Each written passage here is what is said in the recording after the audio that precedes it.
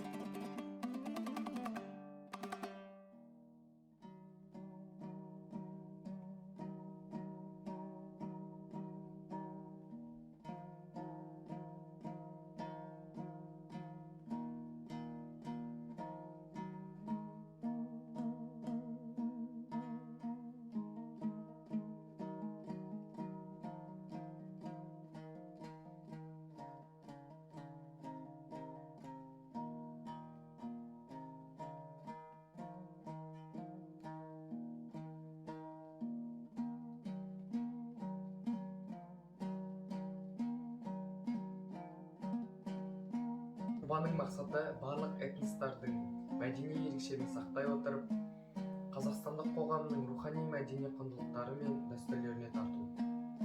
Жобаның өзектілігі глобализацияның өркендеу кезеңінде өткен ғасырдың құндылығын жоғалтпай, болашақта ұштастыра келе, Қазақстан Республикасының бірінші президентінің рухани жаңғыру бағдарламасына тікелей байланысты жоба.